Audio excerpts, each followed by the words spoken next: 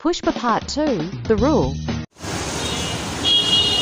একটা কথা সবসময় মনে রাখবেন, পুষ্পার মতো মানুষরা যত বড় দাম্ভিকতা হোক না কেন, যত বড় আন্ডারওয়ার্ল্ডের ডন হোক না কেন, যত বড় বিজনেস ডন হোক না কেন, দিন শেষে তারা স্ত্রীর ভালোবাসার কাছে সবসময় পরাজিত হয়।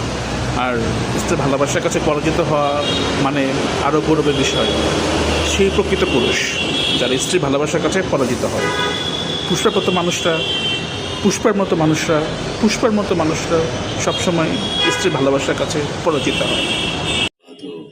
तो झुक कर भी अपने नजरों में पुष्पा झुकेगा नहीं।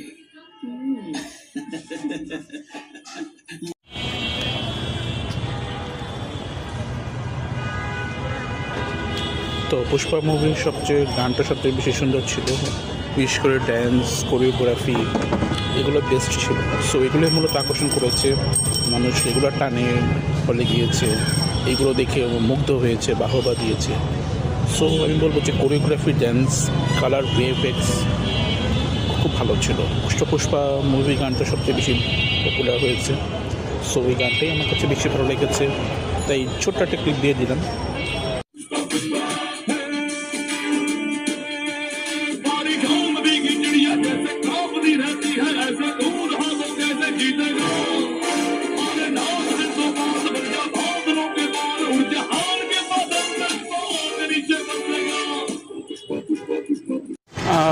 পুষ্পা মুভির সবচেয়ে ভালো দৃশ্য যেটা ছিল, যে দৃশ্য সবচেয়ে বেশি ভালো লেগেছে, আপনার 10 টন চন্দ্রকাঠ পুষ্পা চ্যালেঞ্জ করেছিল যে পাচার করবে, সে তার চেন্নাই বর্ডার পার করবে, ভানার সিংকে চ্যালেঞ্জ জানিয়েছিল।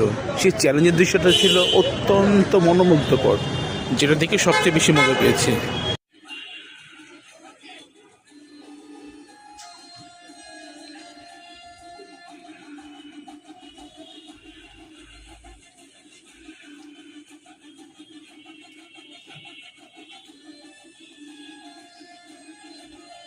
পুষ্পার মতো মুভি বলিউডে কেন হয় না? বলিউডে এই জন্যই হয় না কারণ বলিউডে ওই ধরনের ক্রিয়েটিভিটিটা নেই, যে ক্রিয়েটিভিটিটা ম্যাস জনগণকে আকর্ষণ করে।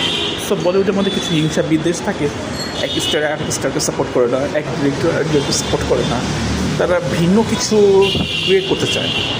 যার দরুন পুষ্পার মতো মুভি শুধুমাত্র সাউথে হয়, বলিউডে হয় না।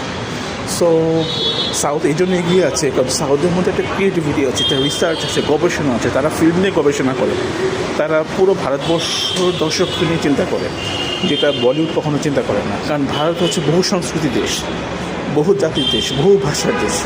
সাউথ কিন্তু পুরো ভারতবর্ষকে চিন্তা করে মুভি তৈরি করে, যেটা কিন্তু বলিউড ওই চিন্তা করে না, পিছিয়ে আছে। সো পুষ্পার মতো মুভি, অসাধারণ মুভি শুধুমাত্র সাউথে সম্ভব, বলিউডে আপাতত হচ্ছে না, হয়তো বা ফিউচারে হলেও হতে পারে। সো আল্লু অর্জুন অসাধারণ অভিনয় করেছে, তার দক্ষতা, তার দাম্ভিকতা মুভির মধ্যে আমরা দেখেছি। বিশেষ করে ফাহাদ ফাসিলের দাম্ভিকতা আরও বেশি ভালো লেগেছে, তার অভিনয় তো ছিল অসাধারণ।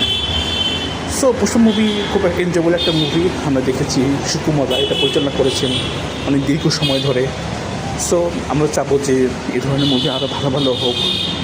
সো আমাদের দেশে যদি, আমাদের বাংলাদেশে যদি একটা ইম্পোর্ট করে আনতো অবশ্যই ভালো লাগতো, হলে যেয়ে দেখতাম। যেহেতু সেই সুযোগটা হয়নি, তাই অনলাইনে দেখতে হয়েছে। সো আপনারা পুষ্পা 2 দেখবেন, পুষ্পা 1 যারা দেখেনি তারা পুষ্পা 1 দেখবেন, পুষ্পা 2 দেখবেন, ফ্রেশ বিনোদন নেবেন।